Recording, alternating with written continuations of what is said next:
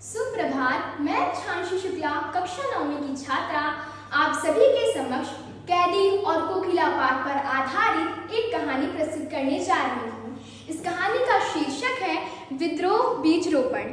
कैदी और कोकिला पाठ माखनलाल चतुर्वेदी जी द्वारा रचित एक प्रसिद्ध कविता है, जिसमें भारतीय स्वतंत्रता संग्राम के समय ब्रिटिश शासन के अत्याचारों तथा जेल में कैद स्वतंत्रता सेनानियों की पीड़ा का मार्मिक चित्रण है।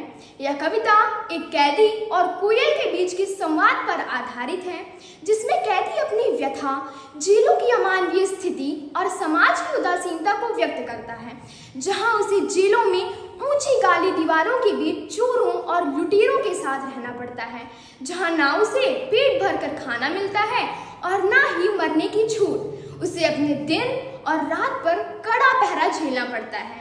इन सभी कष्टों और निराशा के बीच एक कोयल की मधुर आवाज कैदी को सुनाई देती है। कोयल आशा, क्रांति और सम्मान का प्रतीक बनकर जेल की वीरान रात में पुकार कर कैदी को कुछ संदेश देना चाहती है। कैदी को उसकी आवाज में पीड़ा का सुर सुनाई देता है। वह उससे पूछता है कि आखिर क्यों वह उतनी रात को जगकर गा रही है। क्या उसके मन की कोई पीड़ा खो गई है या फिर वो भी स्वतंत्रता की आकांक्षा रखती है। तो इस पाठ से कवि ने यह स्पष्ट करने की कोशिश की है कि स्वतंत्रता की भावना केवल जेल में कैद कैदियों के लिए ही नहीं, बल्कि हर संवेदनशील आत्मा को आहत करती है। इस कविता में कवि ने बड़े ही प्रयोगशाली ढंग से स्वतंत्रता के लिए लोगों का समर्पण को प्रस्तुत किया है। इस कविता से हमें यह शिक्षा मिलती है कि स्वतंत्रता की भावना कभी दब नहीं सकती।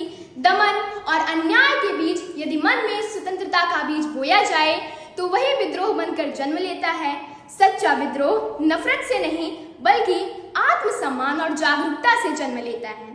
और सच्चा मनुष्य तभी जीवित कहलाता है जब वह विद्रोह के विरुद्ध खड़ा होना सीखता है। जय हिंद, जय भारत। धन्यवाद।